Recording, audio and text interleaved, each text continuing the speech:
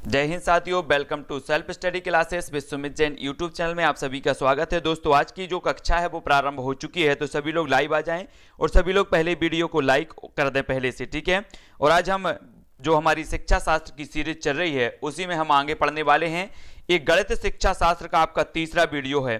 इससे पहले जो भी नहीं देखे हैं वो जरूर देखें, गणित शिक्षा शास्त्र से संबंधित, ठीक है। स्टार्ट होने वाली आज की क्लास, तो सभी लोग जितने साथी हमारे आ चुके हैं उनके लिए गुड आफ्टरनून, जय हिंद, ठीक है। सभी लोग वीडियो को लाइक कर देंगे और सभी को शेयर भी करना है, ठीक है। बहुत सारे लोग आ चुके हैं और हमें उत्तर भी बताना है फटाफट से, जल्दी जल्दी से सभी लोग उत्तर बताएंगे। चलिए तो स्टार्ट करते हैं आज का ये वीडियो।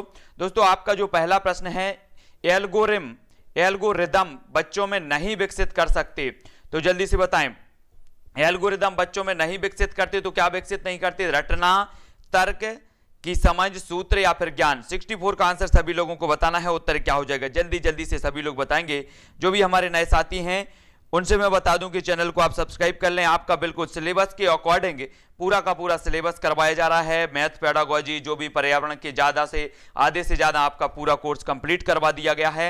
और बाल विकास की भी एक कक्षा आपकी अपलोड हो चुकी है, दूसरा वीडियो आने वाला है। तब इसका आंसर हो जाएगा रटना। एल्गोरिदम बच्चों में नहीं विकसित कर सकते, तो क्या विकसित नहीं कर सकते? वो रटना, है ना, याद रख लेना। एल्गोरिदम के द्वारा बच्चों में रटने की प्रक्रिया को विकसित नहीं किया जा सकता, जबकि इसके द्वारा सूत्र, ज्ञान, तर्क व समझ विकसित किए जा सकते हैं।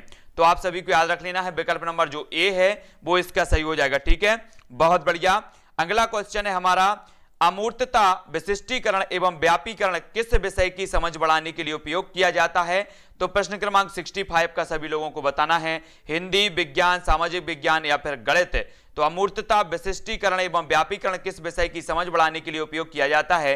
तब आप सभी को उत्तर बताना है। सभी लोग उत्तर बताएंगे। संतोष जी, प्रिया जी, सुरेंद्र जी, जितेंद्र जी, शिव जी, सभी लोग उत्तर सभी का आने चाहिए कि अमूर्तता विशिष्टीकरण एवं व्यापीकरण किस विषय की समझ बढ़ाने के लिए उपयोग किया जाता है। तब जो आपका आंसर हो जाएगा वो क्या हो जाएगा? आप सभी ने जो आंसर बताया वो बताया डी, यानी कि गणित विषय के लिए। बहुत बढ़िया, गणित विषय इसका सही हो जाएगा। अमूर्तता विशिष्टीकरण एवं व्यापीकरण गणित विषय की जो है समझ बढ़ाने के लिए उपयोग किया जाता है। आपको अच्छे से याद रख लेना है, अमूर्तता, विशिष्टीकरण और व्यापीकरण, ये जो है गणित विषय की समझ बढ़ाने के लिए जो है प्रयोग किए जाते हैं, उपयोग किए जाते हैं। अगला हमारा क्वेश्चन है, बच्चों में गोलाई की अवधारणा धीरे धीरे विकसित होती है, तो कैसे होती है? विशिष्टीकरण से, व्यापीकरण से, मूर्त से, अमूर्त से या कोई नहीं? प्रश्न क्रमांक 66 का आंसर बताना है। जल्दी से सभी लोग बताएंगे। विवेक जी, संजू जी, उत्तर क्या हो जाएगा? हर्षा जी, प्रश्न क्रमांक 66 का सभी को उत्तर बताना है। तब आपका उत्तर क्या हो जाएगा? गोलाई की अवधारणा धीरे धीरे विकसित होती है, तो कैसे होती है? तब आप सभी ने उत्तर बताया है क्या? अधिकांश लोग बी बता रहे हैं, कुछ लोग सी बता रहे हैं, लेकिन इसका सही उत्तर होगा बी, मूर्त से, अमूर्त से, ठीक है। तो गोलाई की जो अवधारणा होती है वो जो है गोलाई ही नहीं वरन किसी भी आकृति की आकार की अवधारणा मूर्त और अमूर्त पद्धति द्वारा विकसित की जाती है। ये चीज आपको याद रख लेनी है। कोई भी आकृति की अवधारणा मूर्त और अमूर्त पद्धति द्वारा विकसित की जा सकती है, क्योंकि विद्यार्थी को जब कोई गोलाकार वस्तु दिखाई जाती है तब हाथों के घुमावदार संकेत के माध्यम से समझाया जाता है, तो वह शीघ्र ही उस आकार को समझ एवं आत्मसात कर लेता है। तो आप सभी को याद रख लेना है। अगला हमारा प्रश्न है, एक डीएड के प्रशिक्षार्थी ने अध्यापन अभ्यास के समय बच्चे की कॉपी में निम्नलिखित त्रुटि देखी, है ना। तो आपको बताना है कि इस प्रकार से त्रुटि देखी तो बच्चे ने क्या समझने में गलती की? इकाई दहाई की समझ नहीं है, हासिल संख्या की समझ नहीं है, शून्य की समझ नहीं है, फिर अवधान लेने की समझ नहीं है। तब आपको 67 का सभी लोगों को उत्तर बताना है। इस प्रकार के कई प्रश्न आपसे पूछे जाएंगे, आपको पता होनी चाहिए। एक गणित के स्टूडेंट हो, जब हम मैथ की पेडागोजी पढ़ते हैं तब आपको एक क्वेश्चन पता होनी चाहिए। तो जल्दी जल्दी से उत्तर लिखो, क्या हो जाएगा? प्रश्न क्रमांक 67 का आंसर आपको बताना है, सभी लोगों को बताना है। जल्दी से बताना है उत्तर क्या हो जाएगा। सभी लोग उत्तर बताएंगे। सभी लोगों का जो उत्तर आ रहा है वो क्या आ रहा है? अधिकांश लोग बता रहे हैं बी, कुछ लोग बता रहे हैं ए। प्रिया पटेल जी बता रहे हैं डी। बहुत बढ़िया, डी इसका आंसर सही होगा। डी मतलब उधार लेने की जो समझ नहीं है इसमें, है ना, जो अपन हासिलाई बोलते ना वो समझ नहीं है ना। उपरोक्त त्रुटि के देखने पर स्पष्ट रूप से कहा जा सकता है कि उसे उधार लेने की समझ नहीं है ना। सही कहना। तो विकल्प नंबर जो डी है वो इसका सही हो जाएगा। इस प्रकार के क्वेश्चन आपके पूछे जाएंगे तो थोड़ा सा अपन को भी समझ होनी चाहिए, अपन को भी समझना है। गणित की पाठ्य पुस्तक का आवश्यक अंग क्या है? प्रश्न क्रमांक 68 का उत्तर बताएंगे। गणित की पाठ्य पुस्तक का जो आवश्यक अंग माना जाता है वो क्या माना जाता है? आपका पहला प्रश्न है, पहला विकल्प है अवधारणाओं का स्पष्टीकरण, अवधारणाओं की क्रमबद्धता, अवधारणाओं को व्यवहारिक जीवन से जोड़ना, या फिर उपरोक्त सभी। तब 68 का आंसर क्या होगा? गणित की पाठ्य पुस्तक का जो आवश्यक अंग है वो क्या माना जाता है? जल्दी से हमें कमेंट में लिखना है। तब आप सभी लोगों ने जो उत्तर बताया है वो क्या बताया है, जल्दी से उत्तर बताओ। तो सभी लोगों का जो आंसर आ रहा है वो आ रहा है डी, यानी कि उपरोक्त सभी, इसका आंसर सही होगा। अवधारणाओं का स्पष्टीकरण, अवधारणाओं की क्रमबद्धता और अवधारणाओं को व्यवहारिक जीवन में जोड़ना, ये जो है गणित पाठ्य पुस्तक का आवश्यक अंग होता है। तो उपरोक्त सभी जो डी नंबर का ठीक है, बिल्कुल सही है। अगला क्वेश्चन देख लेते हैं। अगला जो हमारा क्वेश्चन है वो क्या है? यहां पर पहले हम देख लेते हैं कि जो अवधारणाओं का स्पष्टीकरण, उनकी क्रमबद्धता तथा इनका व्यवहारिक जीवन में उपयोग, जुड़ाव गणित की पाठ्य पुस्तक के आवश्यक अंग है। तब तक आपको 69 का उत्तर बताना है ना? जल्दी से बताओ। गणित ज्ञान का निश्चित तथा ठोस आधार होता है, यह कथन गणित की किस प्रकृति की ओर इंगित करता है? प्रश्न क्रमांक 69 का सभी को उत्तर बताना है, क्या हो जाएगा? गणित ज्ञान का निश्चित तथा ठोस आधार होता है, यह कथन गणित की किस प्रकृति की ओर इंगित करता है? जल्दी से सभी लोग उत्तर बताएंगे। सभी लोग वीडियो को लाइक जरूर करेंगे, एक बार जल्दी से सभी लोग लाइक कर देंगे और सभी लोगों को उत्तर बताना है फटाक से। सभी लोग, जितने लोग भी देख रहे हैं, उन सभी साथियों से कहना चाहता हूं कि उत्तर जरूर बताने का प्रयास करें ताकि जो है आपकी समझ भी विकसित हो, है ना? तो सभी लोग उत्तर बताएंगे। तब 69 का जो उत्तर हो जाएगा वो क्या होगा? आप लोगों ने जो उत्तर बताया है उसके अनुकूल देख लेंगे। गणित की प्रकृति तार्किक होती है, यानी कि विकल्प नंबर सी इसका सही हो जाएगा। इसके कारण ही गणित का ज्ञान निश्चित तथा ठोस आधार होता है। सी नंबर का इसका सही हो जाएगा, ठीक है। अगला क्वेश्चन है, इकाई योजना के प्रतिपादक कौन है? सभी लोगों को आंसर बताना है। इकाई योजना के जो प्रतिपादक माने जाते हैं वो कौन माने जाते हैं? तब आपका उत्तर क्या होगा, हमें उत्तर बताना है। इकाई योजना के प्रतिपादक कौन है? स्किनर, जॉन डीबी, हर्बर्ट या विलियम किलपैट्रिक? तब आपका उत्तर क्या हो जाएगा? सभी लोगों को उत्तर बताना है। इकाई योजना के जो प्रतिपादक माने जाते हैं वो कौन माने जाते हैं? तब अधिकांश लोगों ने जो उत्तर बताया है, कुछ लोग बी बता रहे हैं, कुछ लोग डी और कुछ लोग सी, यानी कि इकाई योजना का प्रतिपादक माना जाता है हर्बर्ट महोदय को। हर्बर्ट महोदय याद रख लेना, विकल्प नंबर बी इसका सही हो जाएगा। बहुत बढ़िया राजकुमार, प्रिया जी, गौरव जी, हर्बर्ट महोदय इसका सही हो जाएगा, बी नंबर का, ठीक है, बहुत बढ़िया। अगला क्वेश्चन है, प्राथमिक स्तर पर गणित का क्या महत्व है? सांस्कृतिक, धार्मिक, सामाजिक या फिर मानसिक? 71 का उत्तर हमें बताना है। संतोष जी, राहुल जी, सीमा जी, उत्तर क्या होगा? प्राथमिक स्तर पर गणित का क्या महत्व है? सांस्कृतिक है, धार्मिक है, सामाजिक या फिर मानसिक? आपका उत्तर क्या हो जाएगा? विवेक जी, फटाफट से उत्तर देना है सभी लोगों को, तो जल्दी बताओ। अंकित कुमार, अनिल जी, तब आपका जो उत्तर हो जाएगा दोस्तों वो क्या होगा? वो होगा डी, यानी कि मानसिक। बहुत बढ़िया, सभी लोगों ने बिल्कुल सही उत्तर बताया है। गणित एक तर्क का विषय है, इससे बच्चों की मानसिक शक्ति का विकास होता है, इसलिए प्राथमिक स्तर पर बच्चों के मानसिक विकास के लिए गणित विषय रखा गया है। ये सभी को याद रख लेना है। प्राथमिक स्तर पर गणित का महत्व होता है तो मानसिक विकास के लिए होता है, विकल्प नंबर डी इसका सही हो जाएगा, ठीक है। अगला क्वेश्चन है, गणित विज्ञान है, स्थान का, गणनाओं का, शिक्षा का या फिर मानव जीवन का? तो 72 का उत्तर बताना है। 6:30 बजे आपकी पर्यावरण की क्लास होती है, 7:15 पर आपकी बाल विकास की क्लास होती है, लाइव क्लास, तो वो जरूर देखें। और गणित विज्ञान है तो किस प्रकार का विज्ञान है, सभी लोगों को उत्तर बताना है। तब आप सभी का जो उत्तर आ रहा है वो क्या आ रहा है? सी, यानी कि गणनाओं का विज्ञान है। गणित गणनाओं का विज्ञान है, सी नंबर का सही हो जाएगा। और सभी साथी ध्यान रखें कि 2:30 पर आपका करेक्ट है, ये शिक्षा शास्त्र की क्लास स्टार्ट हो जाती है, तो समय का ध्यान रखें। गणित गणनाओं का विज्ञान है क्योंकि गणित में गणनाएं होती हैं, गणित तर्क का विषय है, ये सभी को याद रख लेना है। तब हमारा जो अगला प्रश्न हो जाता है, विकासशील मूल्यों में सफलता मुख्यतः निर्भर करती है, तो किस पर निर्भर करती है? सरकार पर, परिवार पर, समाज पर या शिक्षक पर? तो उत्तर बताना है, जल्दी से उत्तर बताओ। 73 का आंसर क्या हो जाएगा? संतु पाल जी, सुनील जी, राहुल जी, शिव कुमार जी, शिवकांत जी, विकासशील मूल्यों में सफलता मुख्यतः निर्भर करती है, तो किस पर निर्भर करती है? सभी लोग उत्तर बताएंगे। सभी लोगों का जो आंसर आ रहा है, विकासशील मूल्यों की बात हो रही है, तो उसका उत्तर हो जाएगा शिक्षक पर। शिक्षक यानी कि जो विकल्प नंबर डी है वो इसका सही हो जाएगा। विकासशील मूल्यों में सफलता मुख्यतः शिक्षक पर निर्भर करती है, क्योंकि एक शिक्षक जितनी सफलता, जितनी सरलता से बुराइयों को दूर करके अच्छाइयों को भर सकता है, उतना ना समाज, ना परिवार और ना ही सरकार भर सकती है। तो विकासशील मूल्यों में सफलता का जो मुख्यतः निर्भर करती है तो वो शिक्षक पर निर्भर करती है, यानी कि जो विकल्प नंबर डी है वो आपका सही हो जाएगा। अगला क्वेश्चन है, अनुपस्थिति रोकी जा सकती है, कैसे रोकी जा सकती है? शिक्षा के द्वारा, छात्र को दंडित करके, मिठाई देकर, या फिर अभिभावक को माता पिता के संपर्क करके। तो 74 का आंसर सभी लोगों को बताना है, और जितने लोग भी देख रहे हैं वो सभी लोग लाइक जरूर कर देना, ठीक है? सभी लोग लाइक जरूर करेंगे।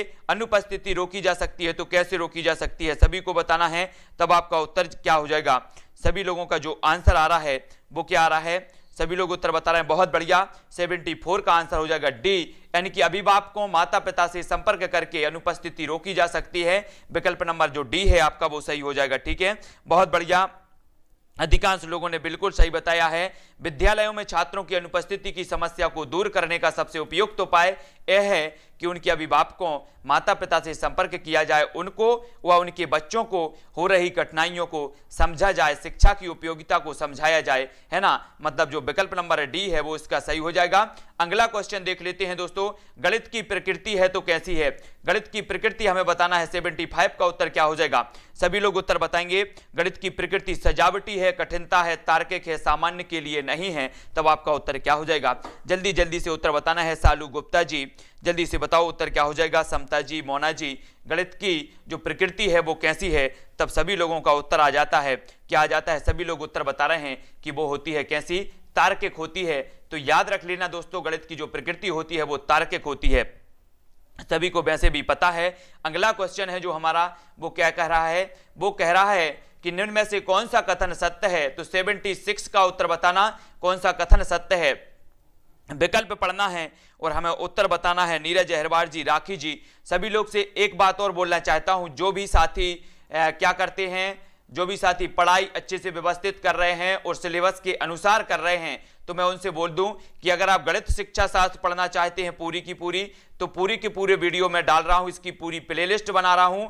आप भी अपने चैनल पर, अपनी चैनल जो आप देख रहे हैं और ये आईडी आ रही है, उस चैनल पर आप एक प्लेलिस्ट बना लें अपनी, और उसमें गणित के अलग वीडियो डाल लें, पर्यावरण के अलग डाल लें, ताकि आपको परीक्षा के टाइम पर ढूंढने की जरूरत ना पड़े और रिवीजन आपका होता रहे, ठीक है? तो सभी लोग अपने अपने चैनल पर प्लेलिस्ट बना के, जो भी प्लेलिस्ट में डालना चाहते हैं और चाहते हैं कि ये वीडियो हमारे लिए उपयोगी हैं, वो अपना अलग अलग प्लेलिस्ट बना लें, ठीक है? और प्लेलिस्ट बना के सभी वीडियो को ऐड करते जाएं, तब आपका 76 का उत्तर हो जाएगा ए, यानी कि गणित की विभिन्न शाखाएं जैसे बीजगणित, ज्यामिति इत्यादि एक दूसरे पर निर्भर हैं, तो ये सही हो जाएगा ए नंबर का, ठीक है? अधिकांश लोगों ने उत्तर बताया है।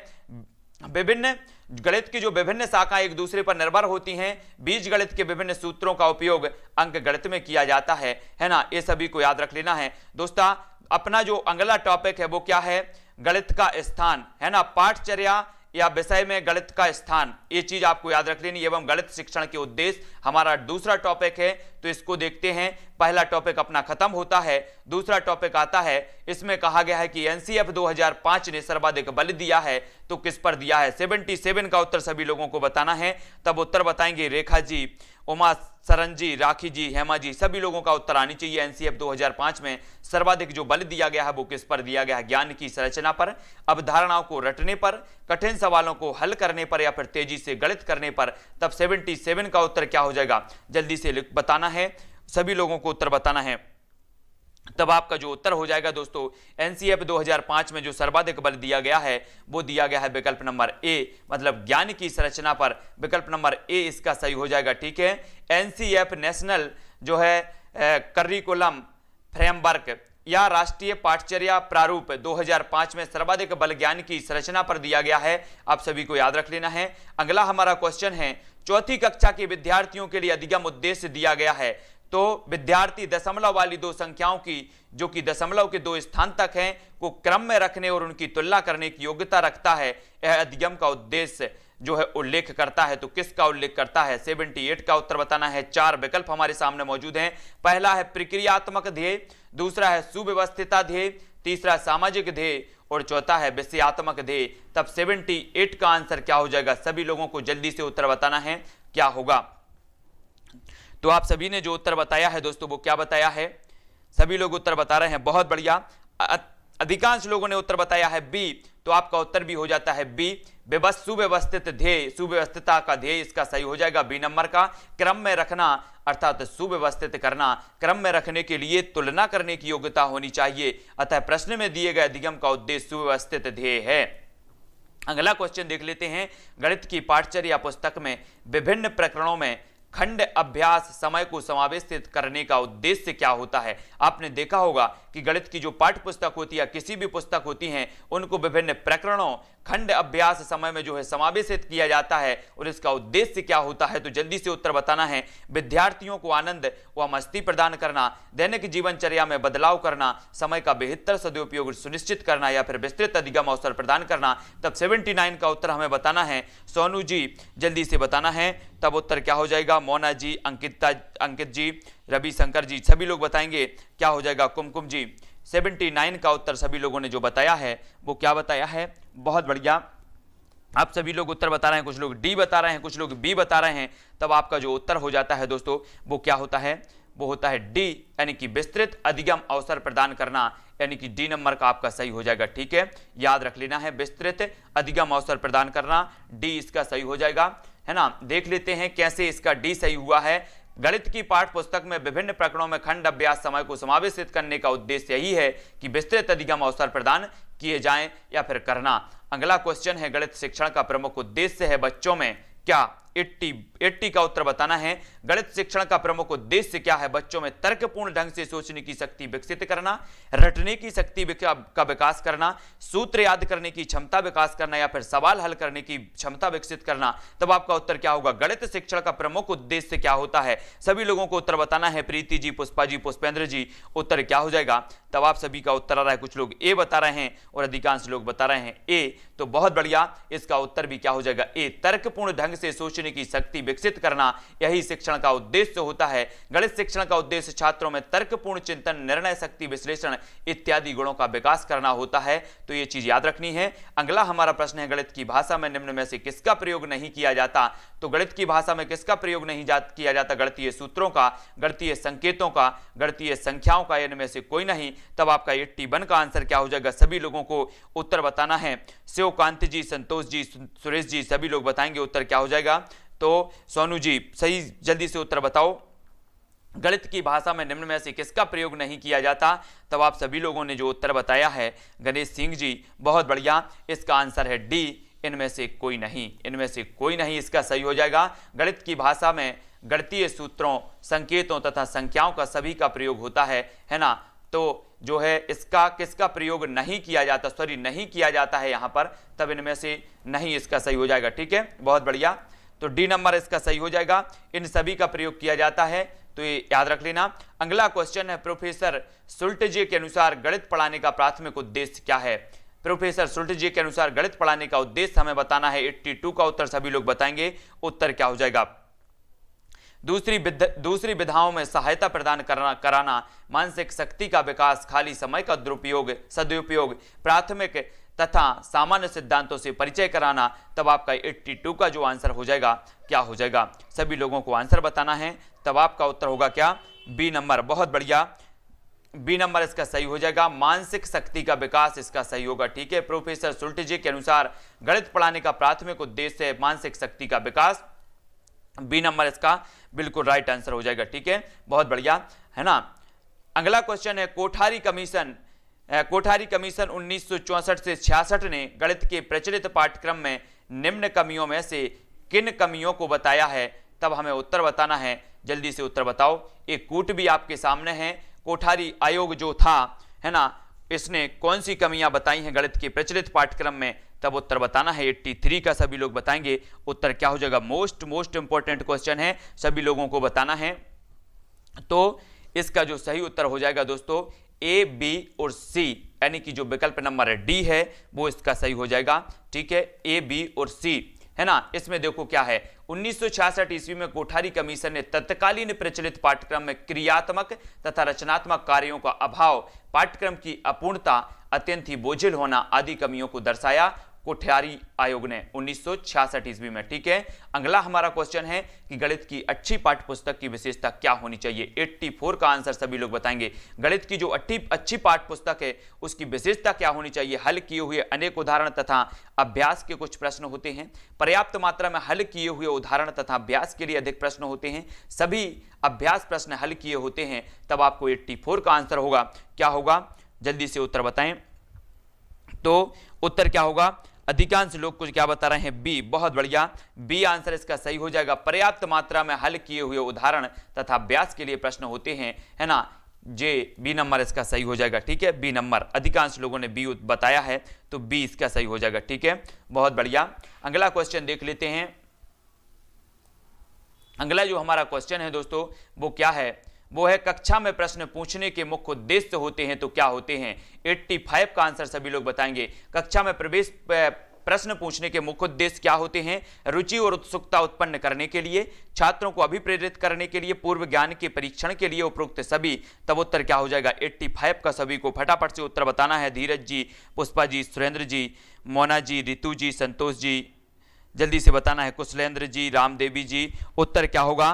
तब सभी लोगों ने जो उत्तर बताया है 85 का, सभी लोगों का आंसर आ रहा है डी, यानी कि विकल्प नंबर सी इसका सही हो जाएगा। वही वाला फार्मूला लगा देते हैं उपरोक्त सभी वाला कि जो सर उपरोक्त आया मतलब वो सही हो जाएगा, है ना। तो कक्षा में प्रश्न पूछने के मुख्य उद्देश्य उपरोक्त सभी होते हैं तो क्या होते हैं, कक्षा में प्रश्न पूछने से छात्रों में विषय वस्तु के प्रति रुचि उत्पन्न हो जाती है, वे अभिप्रेरित भी हो जाते हैं तथा उससे यह भी ज्ञात हो जाता है कि पूर्व में उन्होंने कितना ज्ञान अर्जन किया है, ये चीज भी याद हो जाती है। अगला हमारा प्रश्न है कि गणित की वर्तमान NCERT पाठ्य पुस्तकें खालिस्तान की अनुशंसाओं को ध्यान में रखकर लिखी गई हैं। तो प्रश्न क्रमांक 86 का उत्तर बताएंगे।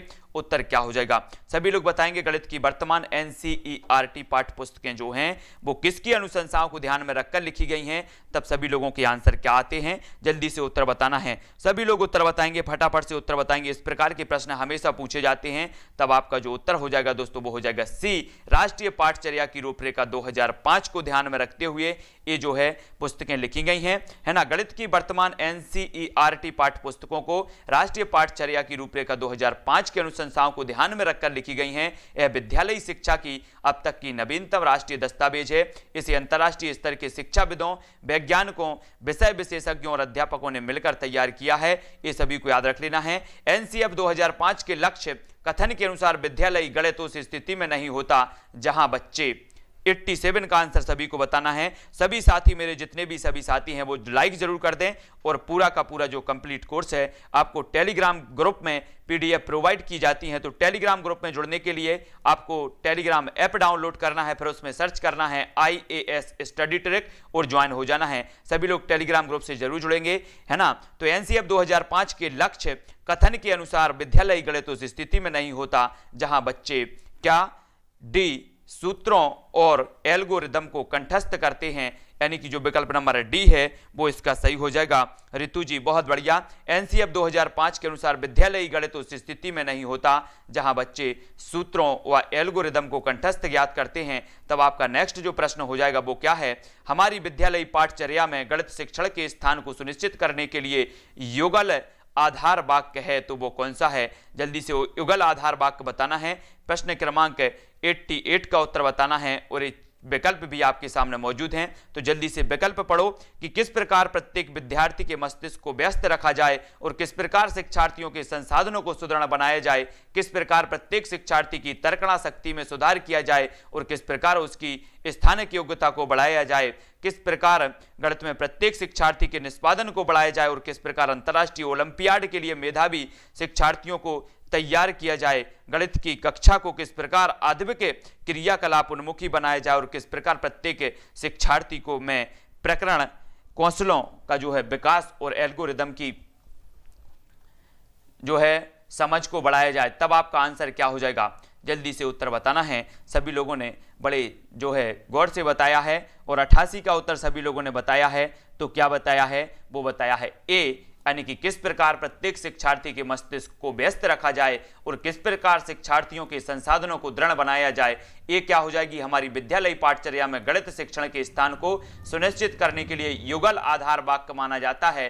विकल्प नंबर ए इसका सही हो जाएगा। ठीक है, ए नंबर का। बहुत बढ़िया, अधिकांश लोगों ने बिल्कुल आंसर सही बताए हैं। अब देख लेते हैं अपना अगला प्रश्न।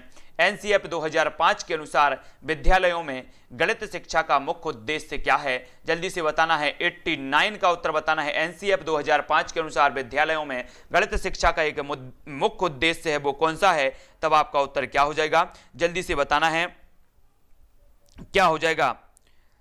उत्तर बताना है, एनसीईआरटी 2005 के अनुसार विद्यालयों में गणित शिक्षा का एक मुख्य उद्देश्य यह है कि उत्तर क्या होगा? जल्दी से बताओ। संख्या संबंधी कौशल का विकास करना, समस्या समाधान कौशल का विकास करना, विश्लेषणात्मक योग्यता को पोषित करना, बच्चे की चिंतन प्रक्रिया का गणितीयकरण करना। तो 89 का जो आंसर होगा वो क्या होगा? तो आप सभी ने जो उत्तर बताया है वो क्या बता, अधिकांश लोग बता रहे हैं डी। बहुत बढ़िया। एनसीईआरटी 2005 के अनुसार विद्यालयों में गणित शिक्षा का एक मुख्य उद्देश्य है कि जो है क्या हो जाएगा? डी, कि बच्चे की चिंतन प्रक्रिया का गणितीयकरण करना। एनसीईआरटी 2005 के अनुसार बच्चों की चिंतन प्रक्रिया का गणितीयकरण करना गणित शिक्षा का मुख्य उद्देश्य है। एनसीईआरटी 2015 अर्थात नेशनल करिकुलम फ्रेमवर्क एनसीईआरटी द्वारा प्रकाशित 4 राष्ट्रीय पाठचर्या की रूपरेखाओं में 1975, 1988, 2000 और 2005 में से एक है। ये चीज आपको याद रखनी है। एनसीईआरटी 2005 के अनुसार गणित की पाठचर्या महत्वाकांक्षी सुसंगत है और यह महत्वपूर्ण गणित पढ़ाती है। यहाँ महत्वाकांक्षी का जो अर्थ है वो क्या है हमें बताना है। तब आपके 4 विकल्प हैं, जल्दी से उत्तर बताओ क्या हो जाएगा। एनसीईआरटी 2005 के अनुसार गणित की जो पाठचर्या है ये महत्वाकांक्षी सुसंगत है और यह महत्वपूर्ण गणित पढ़ाती है। यहाँ महत्वाकांक्षी का अर्थ क्या है? विद्यालय में गणित शिक्षण के संकीर्ण उद्देश्यों को खोजना, विद्यालय में गणित शिक्षण के उच्च उद्देश्यों को खोजना, गणित की समस्याओं को हल करने के एक से अधिक तरीकों का शिक्षण, विविध प्रकार के गणित का शिक्षण जैसे अंक गणित, बीज गणित, ज्यामिति और आंकड़ा प्रबंधन। तब आपका जो 90 का आंसर हो जाएगा वो क्या हो जाएगा? तब सभी लोगों ने बताया है, क्या बताया है कि विद्यालय में गणित शिक्षण के उच्च उद्देश्यों को खोजना, यानी कि जो विकल्प नंबर बी है वो इसका सही हो जाएगा। ठीक है, बहुत बढ़िया। एनसीईआरटी 2005 के अनुसार महत्वाकांक्षी का अर्थ है विद्यालय में गणित शिक्षण के उच्च उद्देश्यों को खोजना। अगला जो हमारा क्वेश्चन है, पाठचर्या रूपरेखा में गणित शिक्षा का स्थान 2 महत्वों पर है। तो उत्तर बताना है कौन कौन से 2 महत्वों पर है। तो ये 4 विकल्प आपके सामने है। फर्स्ट है, गणित की शिक्षा संक्रियात्मक परीक्षा में विद्यार्थियों के अंक सुधारने के लिए क्या कर सकती है और उच्च कक्षाओं में सही विषयों का चुनाव करने में क्या सहायता कर सकती है। प्रत्येक बच्चे को विद्यालय में बनाए रखने के लिए गणित क्या कर सकता है और उन्हें आत्मनिर्भर बनाने के कैसे सहायता कर सकता है। गणित की शिक्षा प्रत्येक बच्चे में संप्रेषण कौशल को कैसे सुधार सकती है। तब आपका उत्तर होगा क्या होगा? डी पढ़ लेते हैं कि पाठचर्या रूपरेखा में गणित शिक्षा का स्थान 2 महत्वपूर्ण तथ्यों पर है। गणित शिक्षा प्रत्येक विद्यार्थी के मस्तिष्क को कैसे संलग्न करती है और यह विद्यार्थियों की क्षमताओं को कैसे सुदृढ़ कर सकती है। ये 2 महत्वपूर्ण जो है स्थान होते हैं। तब आपको याद रख लेना है। और आज के जो प्रश्न हैं वो अपने गणित पेडागोजी के कंप्लीट हो जाते हैं। ठीक है, अगला जो हमारा प्रश्न होगा वो कल की कक्षा में होगा। ठीक है, तो कुल मिला के हमारे 3 क्लासों में 91 प्रश्न कंप्लीट हो चुके हैं। ठीक है, इसी प्रकार से हम लोग पढ़ते रहेंगे और अपनी जो क्लास है वो निरंतर चलती रहेगी। और अगर ज़्यादा एकदम से पूरा पढ़ लिया तो क्या जाएगा? ऊपर से जाने लगेगा। यहाँ से जाएगा ऊपर से, तो ऊपर से नहीं जाने देना है। कुछ हमें याद भी हो जाए ऐसा भी पढ़ना है। अगर 10% भी आपको याद हो रहा है तो निश्चित ही आपका कल्याण बिल्कुल हो जाएगा। तो सभी लोग इसी प्रकार से जुड़ते रहें और वीडियो को लाइक भी जरूर कर दें। रोज 2:30 बजे आपकी क्लास होती है, 2:30 पर ये जो है लाइव क्लास होती है। मुस्कान ठाकुर जी, जो भी साथी जुड़ना चाहते हैं टेलीग्राम ग्रुप में वो टेलीग्राम ग्रुप में जुड़ें। टेलीग्राम ग्रुप आपको टेलीग्राम ऐप डाउनलोड करना है, फिर उसमें सर्च करना है IAS स्टडी ट्रैक। ठीक है, IAS स्टडी ट्रैक आप सर्च करोगे तो आपको ग्रुप मिल जाएगा। ठीक है, हाँ, गोपाल जी, सुरेंद्र जी, सोनम जी, मनीषा जी, सभी लोगों को। इसके बाद हमें क्या पढ़ना है? संस्कृत में पहले आप एक बार पहले जो अपना वर्ग 2 का पेपर हुआ था संस्कृत वाला वो पहले आप लोग देख लें कि संस्कृत में किस प्रकार के प्रश्न पूछे जाते हैं। देखो, संस्कृत मेरा भी बैकग्राउंड नहीं है और आप लोगों का भी बैकग्राउंड नहीं है। इस प्रकार से हम आपको वो बताएंगे जो पूछा जाता है। ठीक है, जैसे प्रत्यय, तो प्रत्यय को कैसे याद करना है वो हम बताएंगे, है ना। लकार जो आते हैं वो चीज हम जो मेन चीज है जहां से आपके कंप्लीट प्रश्न हो जाएंगे वो बताएंगे। और अगर आप विस्तृत पढ़ना चाहते हो कि संस्कृत हम पूरा का पूरा पढ़ें तो वो बात अलग है। संस्कृत में हम आपकी पेडागोजी और वो चीज आपको बता देंगे जो चीज आपकी परीक्षा में पूछे जाते हैं। लकार हैं और भी जो विभक्तियां होती हैं, विभक्तियों में से पूछी जाती है कि ये शब्द है इसकी क्या विभक्ति होगी, वो चीज पूछी जाती है। प्रत्यय उपसर्ग पूछे जाते हैं तो उनको कैसे हमें याद रखना है वो हम आपको ट्रिक के माध्यम से भी बताएंगे कि कैसे हमें, क्योंकि जो प्रत्यय हैं संस्कृत के जिनका बैकग्राउंड संस्कृत है उन पे भी प्रत्यय नहीं बनते। तब आपको याद रख लेना है, हिंदी जैसा प्रत्यय नहीं है कि बाला प्रत्यय हमने लगा लिया कि बताओ किसमें बाला प्रत्यय है और आपने बोल दिया कि सर मिठाई वाला तो इसमें तो बाला प्रत्यय है। उसमें कुछ अलग ही होता है, प्रत्यय अलग होगा और शब्द अलग होगा। तब हमें बताना होता है कि प्रत्यय क्या है। तो मैं आपको वो ट्रिक बता दूंगा कि जो प्रत्यय है वो हमें कैसे इसमें समझना है, कैसे प्रत्यय को पहचानना है, वो चीज हम आपको बताएंगे। वो नोट्स आपको टेलीग्राम में प्रोवाइड करवाएंगे, ठीक है। तो संस्कृत में हमें क्या पढ़ना है वो चीज आपको बताएंगे, ठीक है। तो पूरी संस्कृत आपकी कवर की जाएगी।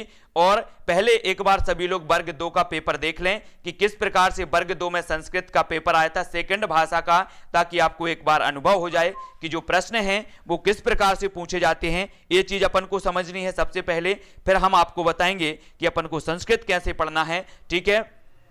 हाँ, याद रख लेना है आप लोगों के लिए IAS स्टडी ट्रिक आपको सर्च करना है टेलीग्राम के लिए।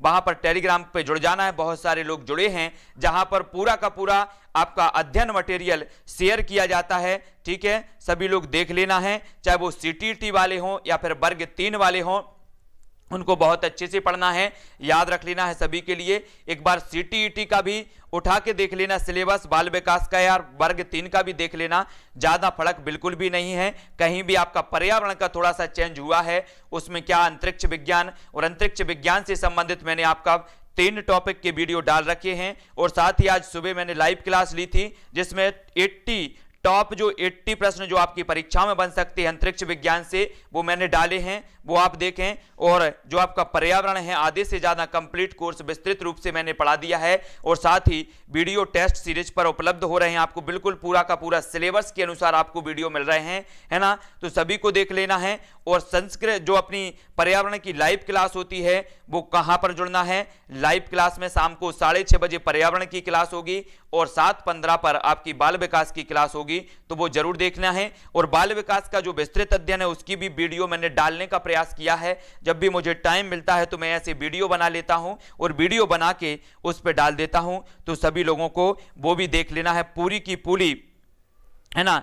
तो याद रख लेना है ये जो क्लास है आज की खत्म होगी शाम को 6:30 बजे, आधा घंटा की आपकी पर्यावरण और 7:15 से आधा घंटा की आपकी बाल विकास की चलती है। और PDF सभी के लिए टेलीग्राम ग्रुप में मिलेगी, तो टेलीग्राम ग्रुप से अवश्य जुड़ें। सभी लोग वीडियो को लाइक कर दें। आज के वीडियो के लिए दोस्तों बस इतना ही। रोज 2:30 बजे आपकी क्लास होती है पेडागोजी, गणित की पेडागोजी कंप्लीट होगी, फिर हम संस्कृत की पेडागोजी पढ़ेंगे, उसके बाद हिंदी के पेडागोजी की वीडियो मैंने विस्तृत रूप से पूरे के पूरे डाल दिए हैं चैनल पर। हिंदी की पेडागोजी आप चैनल में प्लेलिस्ट में जाके देखें, हिंदी की पूरी पेडागोजी विस्तृत रूप से, भाषा कौशल और भी जो भी संबंध उनके होते हैं वो सारे के सारे विस्तृत अध्ययन करवा कर डाल दिया है, तो वो जरूर देखें। मनीषा जी, मुस्कान जी, ठीक है, शिवकांत जी, बढ़िया, बहुत अच्छा लगा आप सभी लोग इस प्रकार से पढ़ रहे हैं। सोनू जी और जो भी साथी अपने चैनल पर प्लेलिस्ट बना लें ताकि आपको दिक्कत ना हो किसी भी प्रकार के प्रश्न ढूंढने की। अपने चैनल पर जो भी आपको मटेरियल, स्टडी मटेरियल चाहिए है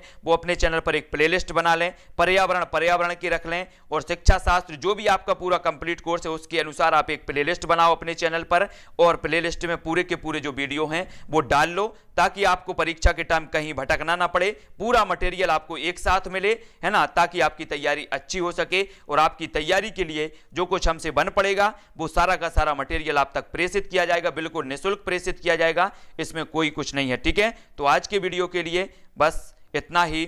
जय हिंद।